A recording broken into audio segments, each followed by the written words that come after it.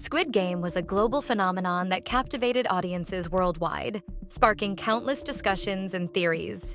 Its unique blend of suspense, drama, and social commentary set it apart from anything else on television. But here's the big question. Did you catch all the hidden secrets and subtle clues sprinkled throughout the first season? Today, we're diving deep into 10 incredible details that most viewers missed, and they might just change the way you see the series. Plus, these insights will help you prepare for the much-anticipated second season. Stick around until the end for an intriguing revelation about the series' villain. The colors in Squid Game are much more than aesthetic choices. The players wear green uniforms, symbolizing submission and hope. A visual cue that aligns with their desperate willingness to participate in these life-threatening games for a chance at redemption. On the other hand, the guards don striking red uniforms, a color often associated with authority, danger, and power.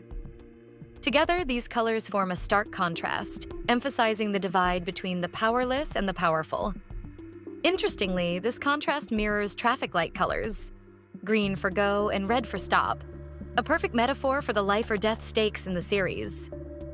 But that's not all. The red guards and green players also play into the psychological tension of the series, with each color evoking specific emotions in viewers. Have you ever wondered why these visual choices feel so impactful? It's because colors subconsciously affect how we interpret characters and their roles. The staircases connecting the game arenas are a brilliant nod to the surreal and mind-bending works of MC Escher, known for his impossible staircases and optical illusions. But these aren't just random designs. As the series progresses, the staircases themselves seem to change. Early on, the labyrinthine design feels whimsical, almost playful. But as the games intensify, the angles grow sharper, and the spaces become more claustrophobic. This evolution reflects the increasing psychological pressure and confusion experienced by the players. Did you notice how the camera work complements this? The angles used to film the staircases become more tilted, making the viewers feel as disoriented as the characters themselves. Could these staircases symbolize the moral and ethical labyrinth that the participants are navigating? It's a question worth pondering. Player 001, Il-nam, is one of the most intriguing characters in Squid Game. From the very first episode, he displays behaviors that set him apart from the rest of the players. During the red light, green light game, while others are frozen in fear, he gleefully participates, almost as if he's reliving a cherished childhood memory. Then there's the marble game, where he seems to lose his memory at critical moments, only to make cryptic comments that hint at a deeper understanding of the situation. But here's a detail you might have missed. Il-nam never shows fear of the guards or the consequences of losing.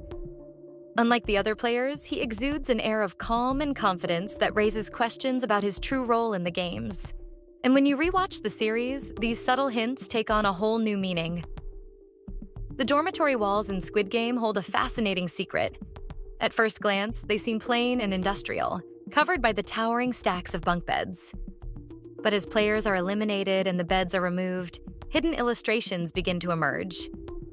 These drawings depict each of the games in vivid detail, from red light, green light, to the glass bridge.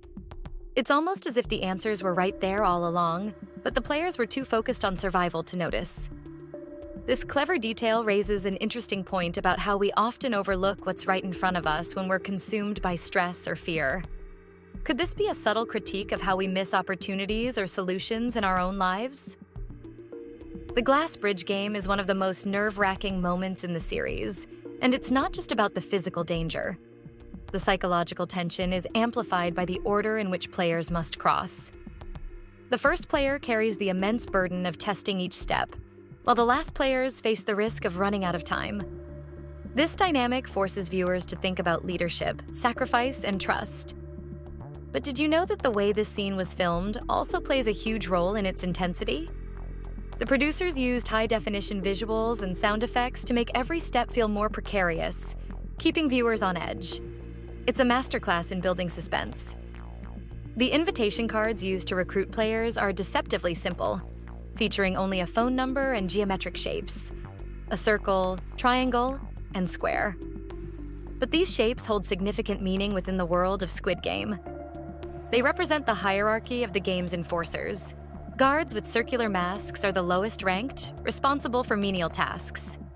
Triangular masks signify enforcers who carry weapons and maintain order.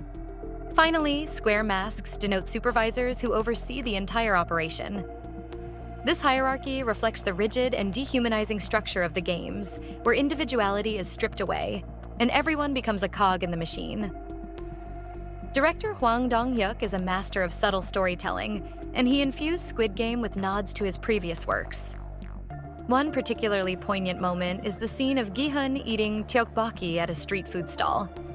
This isn't just a random snack choice. It's a nod to Hwang's film Silenced, which also critiques social inequality.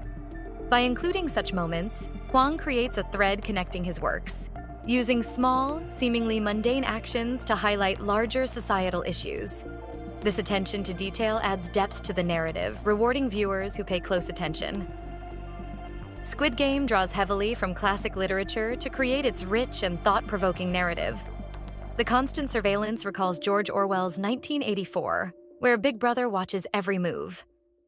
Meanwhile, the player's descent into savagery mirrors the themes of Lord of the Flies, where societal norms break down under extreme conditions. By weaving these influences into the story, Squid Game challenges viewers to consider ethical and moral dilemmas. How far would you go to survive? And at what cost?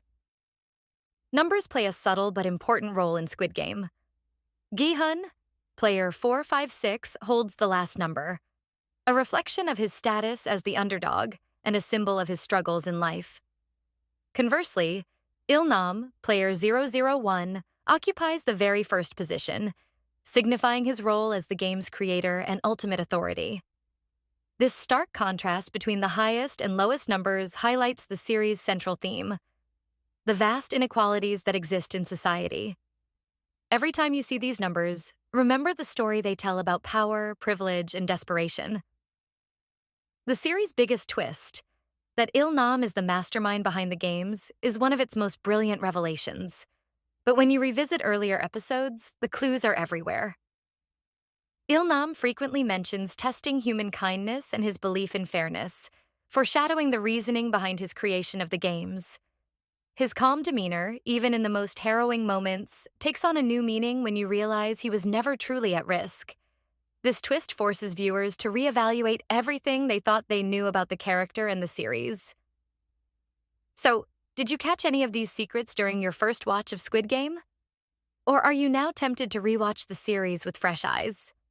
Let us know your thoughts in the comments below. And don't forget to like the video, subscribe to the channel, and hit the bell for notifications. We've got plenty more deep dives and insights coming your way.